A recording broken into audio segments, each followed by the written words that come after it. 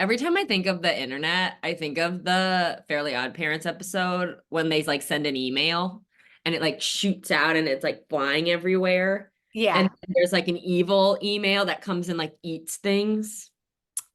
I don't That's remember that at all, but I didn't really watch the Fairly Odd Parents because the Fairly Odd Parents, Fairy Godparents stressed me out so much. yeah. Wanda and Cosmo. Ozma. Whoa, that was deep in my Pull file. that out. That was deep. So sis, what are you reading right now? Tell Okay. me. Okay. So right now the major book that I'm reading is Go Tell It on the Mountain by James Baldwin.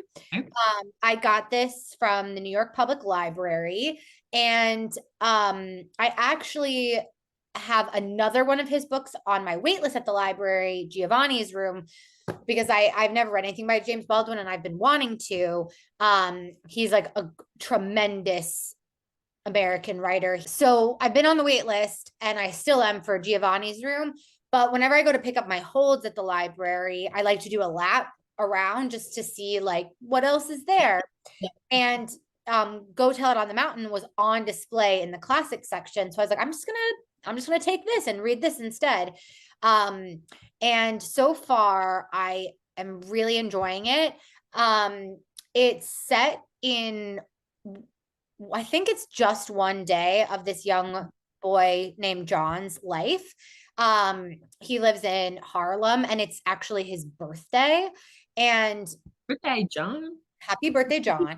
The way that James Baldwin describes very like just like day-to-day scenes, like he gives us the description of like when John, the little boy, gets to, I guess I shouldn't call him a little boy because he's 14, the young teenager, gets to the movie theater, just like his description of like buying the movie ticket and then like the usher walking him into a seat with the flashlight. Like it's all just like such normal occurrences, but he writes it like so it's like you are next to the kid, Yeah. like doing all of the things and experiencing everything that he's experiencing. I am really, really enjoying it, and I will definitely be reading more James Baldwin. Then the book that I just finished, which is going to make you mad, but Oh, it, is Summer Romance by mm. Annabel Monaghan. Was And it? it is an advanced reader copy, so you can't read it yet. Uh, Um, but Annabel Monaghan wrote Nora Goes Off Script, which was one of my top 10 books from 2022. She also wrote Same Time Next Summer, which came out last year. And Summer Romance is the story of this woman, Allie. Her mother died 2 years ago. She's like in the process of getting divorced from her like lame husband, Pete. And she has 3 kids and she meets a guy called Ethan. And essentially they have a summer romance. And it's about like her rediscovering herself and like it's also like a really beautiful commentary on like mother-daughter relationships.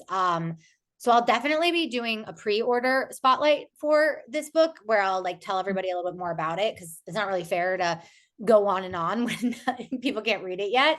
you Um, did. when you can't read it yet, but it will be out this summer, and I think it'll be like a perfect read, Mhm. whether you're like at the beach or in the park. So I'll be on the lookout for a pre-order spotlight on that, but it was great, and I highly recommend her other books.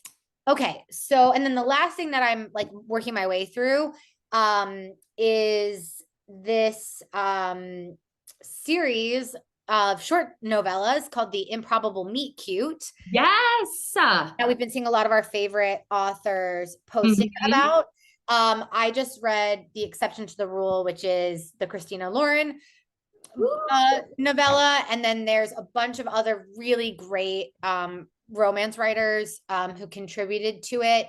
It's all available on Amazon, and you can, if you have Kindle Unlimited, they're free. If you don't, they're each 99 cents, and then it's also available on Audible.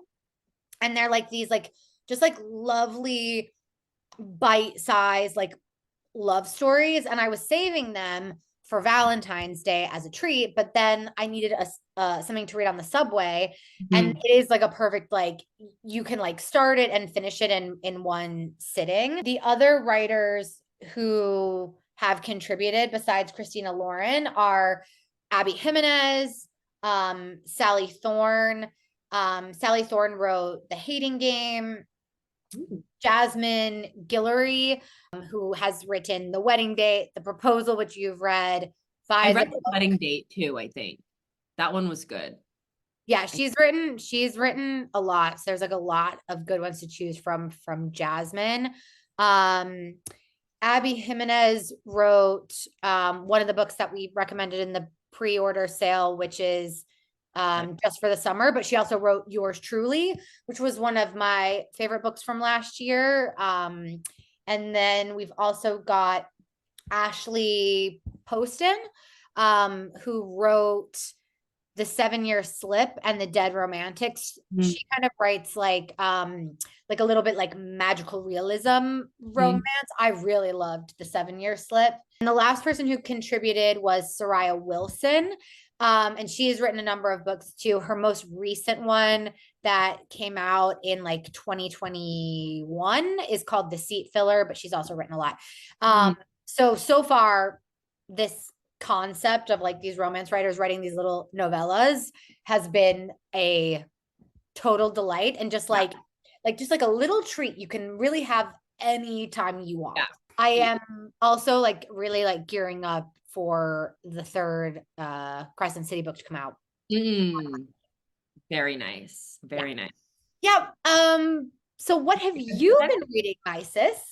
Well, speaking of Crescent City, one of the books that I am reading is the second Crescent City book, House of Sky and Breath by Sarah J. Maas. I'm also listening to this on audiobook Yes. if I knit.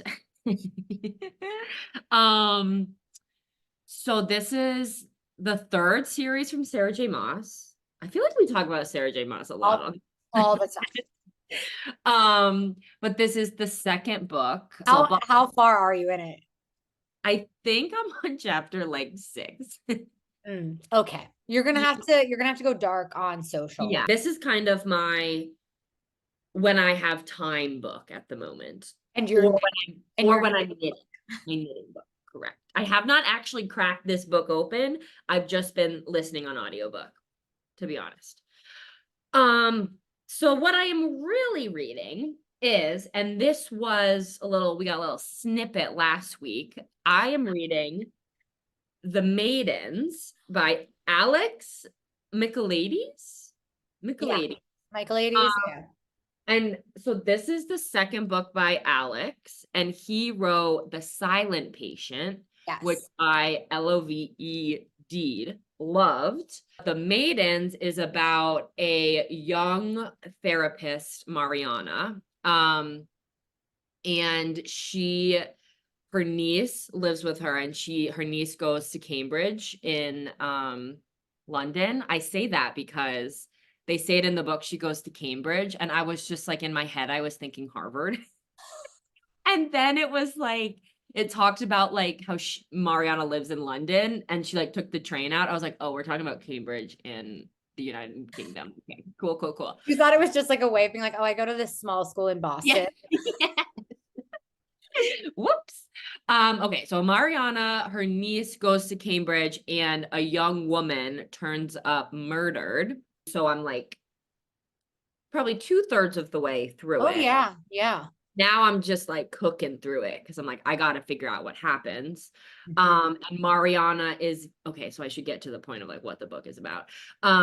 Mariana is very suspicious of this one professor named Edward Fosca, and Mm. he has like a group of young women students that are called the Maidens.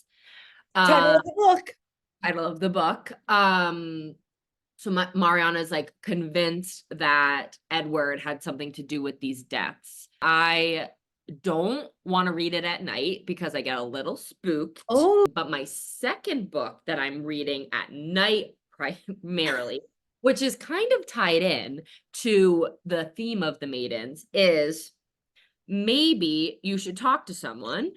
ah, We don't have the cover any longer, so that's why I had to no. go that way. I believe this is your book, It one of the is. books I from you. love that book. Yeah, so I'm reading Maybe You Should Talk to Someone. Everyone should read this book.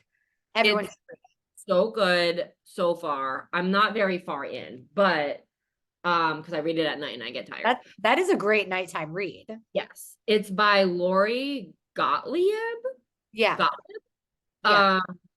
And so in this book, Lori, I don't know if this is a memoir. Yes. But it's a memoir. Yeah. But I am counting this towards my like wellness book. Yes. If you refer back to our first podcast, that was one of my Yeah. goals, to read more wellness books. Yeah, that's a great Q1 wellness book. It's really easy to read. My note, I just saw I took like a bunch of notes in that. Yeah, there's a bunch of underlining in here. I think maybe Dad read it too because I can like see his handwriting in it, and I'm like, oh, that's bad. It's like our family traveling book. So you have to add notes in it too. You see, like the copy. I love the copy. Yeah. That is a well-loved book in our household. This is like so agonizing trying to end a podcast. See ya. I don't know. How do people do it? Thank you so much, Joanie, for talking to me today. I talk to you literally like every second of every day. Anytime I have a thought in my head. What's that? What do they say in PBS? And viewers like you. Today's program was made possible by James Baldwin, a whole host of romance writers, Sarah J. Maas, Alex Michaelides, and Lori Gottlieb. And viewers like you. Okay, well, have a great day. Bye-bye. See ya. See you next time. See you when I see you.